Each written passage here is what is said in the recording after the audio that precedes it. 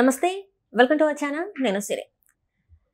జగన్మోహన్ రెడ్డి గారి విలాసవంతమైన జీవితం మీద ఒక రిపోర్ట్ అయితే రూపొందింది. అది కూడా ఏంటంటే మోదీ గారు ఇప్పుడు జగన్మోహన్ రెడ్డి విలాసవంతమైన జీవితం ఏంటి అనేది తను కన్నేశారు కాబట్టి ఒక రిపోర్ట్ అయితే రూపొందింది. అది కూడా వెళ్ళడం జరిగింది. అండ్ ఒక స్టేట్ నుంచి కూడా వెళ్ళినట్టు మనకు తెలుస్తుంది. రిషికొండ ఏదైతే ఉందో ఆ విల్లా గురించి కూడా తను ఆరా తీస్తున్నట్టు తెలుస్తుంది. మరి ఏంటి ఇప్పుడు మోదీ గారు ప్రత్యేక దృష్టి జగన్మోహన్ రెడ్డి గారి పైన పడిందా, ఆయన విలాసవంతమైన జీవితం మీద పడిందా? సో ఈ అంశాన్ని మనకి వివరించడానికి మనతో పాటు ఉన్నారు ప్రముఖ senior journalist, political analyst C S Rao garu. నమస్కారం. నమస్తే. సరే, ఇప్పుడు చూస్తుంటే మోదీ గారి కన్ను జగన్మోహన్ రెడ్డి గారి ఇంతకుముందు విలాసవంతమైన జీవితం అంటే అధికారంలో ఉన్నప్పుడు తను ఎంత విలాసవంతంగా గడిపారు ఏంటి అనేది దాని మీద పడింది. ఒక రిపోర్ట్ కూడా ఉంది అన్నట్టు మరి వార్తలు వస్తున్నాయి. మరి ముఖ్యంగా చెప్పాలంటే రిషికొండ ప్యాలెస్ ఏదైతే తను విలాసవంతంగా కట్టించుకున్నారో ఆ విల్లా అంటారో మరి ప్యాలెస్ అంటారో తెలియదు, దాని మీద కూడా పడింది. అసలు ఏంటి అని ఆరా తీస్తున్నట్టు కూడా మరి వార్తలు వస్తున్నాయి. మరి ఏం జరుగుతుంది సార్? సో ఒకటి, నరేంద్ర మోడీ ఎందుకు జగన్మోహన్ రెడ్డికి సంబంధించినటువంటి విలాసవంతమైనటువంటి వైభోగంతో కూడినటువంటి సౌకర్యాలను అనుభవించాడు అనే దాని మీద ఆరా తీస్తున్నాడు అని ప్రశ్న వేసుకుంటే, నరేంద్ర మోడీకను ఆయన విలాసవంతమైన జీవితానికి సంబంధం లేదు వాస్తవంగా. అంటే సంబంధం అంటే ఫెడరల్ వ్యవస్థలో సంబంధం ఉంటుంది, కానీ ఎవరో ఒకరు కంప్లైంట్ చేస్తానో ఎవరో ఒకరు రిపోర్ట్ ఇస్తానో ఆయన పట్టించుకుంటాడు, అదర్వైజ్ ఆయన పట్టించుకోడు కదా. కాకపోతే ఇప్పుడు రిషికొండకు సంబంధించి మళ్ళీ ఎందుకు చర్చ జరుగుతుంది అని అంటే, రిషికొండకు సంబంధించి గంటా శ్రీనివాసరావు మాజీ మంత్రి ఆయన అధికారంలోకి తెలుగుదేశం పార్టీ రాగానే వెళ్ళి మొత్తం కమ్మోడ్స్ 25 లక్షల రూపాయలతో కట్టించుకున్న కమ్మోడు, దాని లోపల ఇంటీరియర్స్ వీటన్నిటిని చూపించి మీడియాకి ఇవ్వడం జరిగింది. ఆ సందర్భంగా వైఎస్ఆర్ కాంగ్రెస్ పార్టీ వాళ్ళు చెప్పింది ఏంటి, అది భవనం ఎప్పుడన్నా ప్రధానమంత్రి వచ్చినప్పుడు, రాష్ట్రపతి వచ్చినప్పుడు ఉండడానికి అక్కడ స్టే చేయడానికి మేము దాన్ని నిర్మించాము, ఏదన్నా హోటల్స్లో ఉండకుండా వాళ్ళు ఇక్కడ స్టే చేయడానికి మేము కట్టించామని చెప్పారు. అప్పుడు కేంద్ర ప్రభుత్వానికి వెళ్ళింది రిపోర్టు. ఏంటి ప్రధానమంత్రి కానీ రాష్ట్రపతికి రిషికొండ కట్టించారని చెప్తున్నారు, ఏంటి అసలు ఆ రిషికొండ గురించి అని చెప్పి ఆరాధిస్తారు. ఆల్రెడీ నేషనల్ మీడియాలో కూడా ఈ రిషికొండకు సంబంధించినటువంటి విజువల్స్, ఖర్చు 500 కోట్ల రూపాయల ఖర్చు, కమ్మోడి ఖర్చు ఇవన్నీ వచ్చాయి. దానికి రాజకీయపరమైనటువంటి కోణాన్ని అద్దుతూ రాష్ట్రపతికి లేదా ప్రధానమంత్రి కోసం కట్టించామని చెప్పారు కదా. ఈ పాయింట్ దగ్గర నరేంద్ర మోడీ కాన్సన్ట్రేషన్ చేశారు తాజాగాని.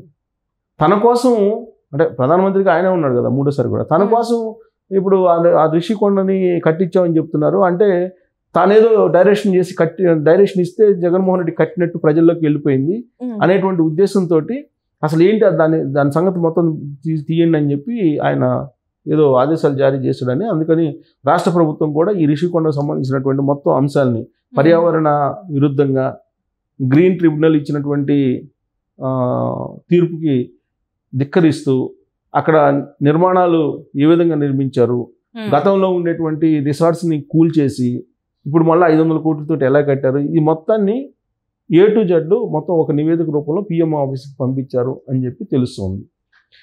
ఆయన విలాసాల గురించి చెప్తూ పొందుపరుస్తూ జగన్మోహన్ రెడ్డి అధికారంలో ఉన్నప్పుడు ఆయన హెలికాప్టర్లని ఏ విధంగా ఉపయోగించాడు, అలాగే ప్రత్యేక విమానాలను ఏ విధంగా ఉపయోగించాడు, ఇవన్నీ కూడా పొందుపరిచి నరేంద్ర మోడీకి అప్పచెప్పారు అని చెప్పి తెలుస్తుంది. ఎందుకంటే నరేంద్ర మోడీకి ఎందుకు నివేదిక ఇచ్చారు, నరేంద్ర మోడీకి ఎందుకు తెలియజేయాలనుకున్నారు ఇప్పుడు ఉన్నటువంటి ప్రభుత్వం అంటే, రాజకీయాలకు అతీతమైనటువంటి బంధం నరేంద్ర మోడీతో తనకు ఉందని చెప్పి జగన్మోహన్ రెడ్డి పదే అనేక సందర్భాల్లో చెప్పాడు. పైగా ఇప్పటికి కూడా ఆంధ్రప్రదేశ్ ప్రజలు ఏం నమ్ముతూ ఉంటారు, జగన్మోహన్ రెడ్డికి నరేంద్ర మోడీ ఆశీస్సులు చాలా పుష్కలంగా బలంగా ఉన్నాయి, అందుకే అతను జైల్లోకి వెళ్లకుండా బయట తిరుగుతున్నాడు అనేటువంటిది అందరూ చెప్పుకునేటువంటి మాట.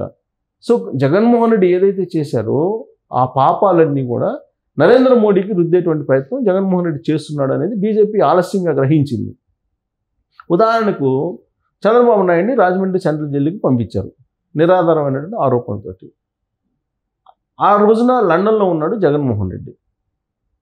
లండన్ నుంచి వచ్చిన తర్వాత జగన్మోహన్ రెడ్డి చేసినటువంటి కామెంట్ ఏంటి, చంద్రబాబు నాయుడు అరెస్ట్ అనేది బీజేపీ పెద్దలకు తెలుసు, అది నాకు తెలియదు అన్నాడు.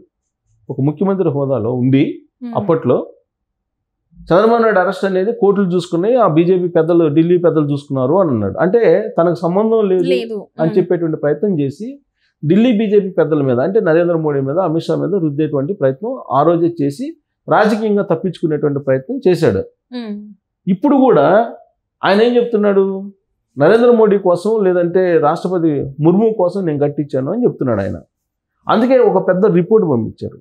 అసలు జగన్మోహన్ రెడ్డి ఏం చేశాడు 2019 నుంచి 2024 మధ్యలో విలాసవంతమైనటువంటి జీవితంతో పాటు ఆయన వైభోగం ఎలా ఉండేది అనేది ఒక నివేదిక రూపంలో పిఎం ఆఫీస్కి పంపించినట్టు తెలుస్తుంది. దాంట్లో పొందుపరిచినటువంటి ప్రధానమైనటువంటి అంశాలు ఏంటంటే హెలికాప్టర్ని ఏ విధంగా వాడాడు ఆయన, 5 కిలోమీటర్లకు కూడా హెలికాప్టర్ని ఏ విధంగా వాడాడు, అలాగే 2 హెలికాప్టర్లని ఇది ఉన్నటువంటి హెలికాప్టర్ చాలక 2 హెలికాప్టర్లని బుక్ చేస్తూ జీవోలు విడుదల చేసినటువంటి వివరాలను కూడా పొందుపరిచినట్టు కూడా తెలుస్తుంది. వీటితో పాటు ఆయన ఎన్నికల ప్రచారానికి కోసం కొత్త బస్సులు తయారు చేసుకోవడానికి దాదాపుగా 70 కోట్ల నుంచి 100 కోట్ల వరకు ఇంటీరియర్స్తో సహా 100 కోట్లు ఖర్చు పెట్టారని కూడా ఆ రిపోర్ట్లో పొందుపరిచినట్టు తెలుస్తుంది. దీంతో పాటు ఆయన పోలింగ్ అయిపోయిన తర్వాత లండన్ వెళ్ళాడు.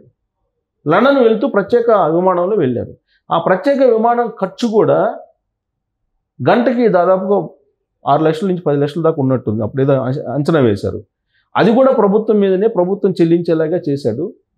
అక్కడ సెక్యూరిటీని కూడా పంపించాడు అక్కడికి. ఆ సెక్యూరిటీకి కూడా దాదాపు 2 కోట్ల రూపాయలు ఖర్చు అయితే అది కూడా ప్రభుత్వ ఖజానా నుంచి తీశాడు జగన్మోహన్ రెడ్డి. ఆయన వైభోగం ఈ విధంగా నడిచింది. ఆయన విలాసవంతమైన జీవితం ఈ విధంగా నడిచింది. ఆ రోజు ముఖ్యమంత్రిగా జగన్మోహన్ రెడ్డి ఉన్నప్పుడు ఆయన హెలికాప్టర్లో వెళ్తూ కూడా కింద ట్రాఫిక్ని ఆపించేవాడు. కింద ట్రాఫిక్ ఆపాల్సిన అవసరం ఏముంది? ప్లస్ చెట్లని ఆంధ్రప్రదేశ్ వ్యాప్తంగా చెట్లు ఎన్ని నరికిచ్చాడు, ఆయన ఏ విధంగా ఆంధ్రప్రదేశ్లో విధ్వంసం సృష్టించాడు, ఆయన ఒకవైపు విధ్వంసాన్ని ఆస్వాదిస్తూ తన వైభోగాన్ని ఏ విధంగా అనుభవించాడు అనే దాని మీద ఒక పెద్ద నివేదికను ఇచ్చి పంపించారు. ఆ నివేదిక ఎందుకు ఇచ్చి పంపించారంటే ఈయన చేసినటువంటి ప్రతి పని వెనుక నరేంద్ర మోడీ, అమిత్ షా ఉన్నాడని చెప్పి ఆంధ్రప్రదేశ్ ప్రజలకు చెప్తూ ఉన్నాడు జగన్మోహన్ రెడ్డి. ఆయన ముఖ్యమంత్రిగా పదవి ప్రమాణ స్వీకారం చేసిన తర్వాత 2019లో తొలి రోజుల్లో ఆయన చెప్పినటువంటి మాట ఏంటంటే, విజయసాయి రెడ్డి ఆయన ఇద్దరు కలిసి చెప్పిన మాట ఏంటంటే, ఆంధ్రప్రదేశ్లో ఏ నిర్ణయం తీసుకున్నా కానీ బీజేపీ పెద్దలకు తెలియకుండా మేము తీసుకోము, బీజేపీకి తెలియకుండా మేము ఏ నిర్ణయం తీసుకోము, అన్నీ బీజేపీ పెద్దలకు చెప్పి నిర్ణయం తీసుకుంటాము అని చెప్పారు. ఆ రోజు నుంచి ఆయన 2024లో ఓడిపోయేంత వరకు కూడా అదే స్ట్రాటజీని ప్లే చేశాడు. ఓడిపోయిన తర్వాత కూడా రిషికొండను చూపించి అది నరేంద్ర మోడీ కోసం కట్టించాను, ముర్ము కోసం కట్టించాను అని చెప్పాడు. అంటే ఇదేదో బీజేపీ పెద్దలు నరేంద్ర మోడీ అలాగే అమిత్ షా కలిసి జగన్మోహన్ రెడ్డి తోటి ఆంధ్రప్రదేశ్ని విధ్వంసం దిశగా తీసుకెళ్లాడు అనేటువంటి ఒక అపవాదుని వాళ్ళ మీద మోపేలాగా జగన్మోహన్ రెడ్డి ప్లే చేశాడు రాజకీయంగా. అసలు ఏం చేశాడు అనేది ఒక నివేదిక పంపించారు. ఇప్పుడు అసలు ఇది తెలుసుకున్న తర్వాత ఆలస్యంగా నరేంద్ర మోడీ, అమిత్ షా ముందు అసలు అతను 5 సంవత్సరాల పాటు ఏం చేశాడు, తన వ్యక్తిగతమైనటువంటి విలాసవంతమైన జీవితం ఎలా గడిపాడు, రాష్ట్రానికి ఏ విధంగా ద్రోహం చేశాడు, ఈ మొత్తం నా డాక్యుమెంట్ రూపంలో పంపించండి అని చెప్తే ఇప్పుడు శ్వేతపత్రాలతో పాటు ఈయన విలాసవంతమైన జీవితాలకు సంబంధించినటువంటి జీవోలు, ఆయన పర్యటనకి వెళ్ళినప్పుడు ఎంత ఖర్చు పెట్టేవాళ్ళు, ఆయన సొంత ప్రచారానికి ఎంత ఖర్చు పెట్టాడు, సిద్ధం సభలకి, అలాగే ఐప్యాక్కి ఎంత డైవర్ట్ చేశాడు అమౌంట్, ఇవన్నీ కూడా వ్యక్తిగతమైనటువంటి విలాసవంతమైనటువంటి జీవితానికి, వ్యక్తిగతమైనటువంటి ప్రచారానికి, వీటికి ఎంత ఖర్చు పెట్టారు ఏంటి అనేది ఒక రిపోర్ట్ రూపంలో ఇచ్చి అసలు 2 హెలికాప్టర్లు ఎందుకు, ఒక హెలికాప్టర్ ఉండగా ఇంకో 2 హెలికాప్టర్లు ఎందుకు బుక్ చేసినట్టు, ఆయన ప్రత్యేక విమానం కోసం ఎందుకు బుక్ చేసినట్టు, అంటే కేసీఆర్ ఎన్నికల ముందు ప్రత్యేక విమానం కోసం తెలంగాణలో నేను ప్రత్యేక విమానం బుక్ చేసుకున్నాను, కొనుగోలు చేస్తున్నాను, నాకు విరాళాలు ఇచ్చారని చెప్పాడు కదా ఆయన. సో ఆయన గురువు గారిని చూసి మరి జగన్మోహన్ రెడ్డి కూడా ప్రత్యేక విమానం బుక్ చేసుకునే ప్రయత్నం చేశాడు. 2 హెలికాప్టర్లకు సంబంధించి జీవో కూడా ఇచ్చాడు, రిషికొండను నిర్మించుకున్నాడు. వీటన్నిటి రిపోర్టు నరేంద్ర మోడీకి పంపిస్తున్నారు. నరేంద్ర మోడీ ఆ రిపోర్ట్ని చూసిన తర్వాత ఏం చేస్తాడు, జగన్మోహన్ రెడ్డిని ఎలాంటి డెసిషన్ తీసుకుంటారు అనేది మనం చూడాలి. Thank you so much. Thank you.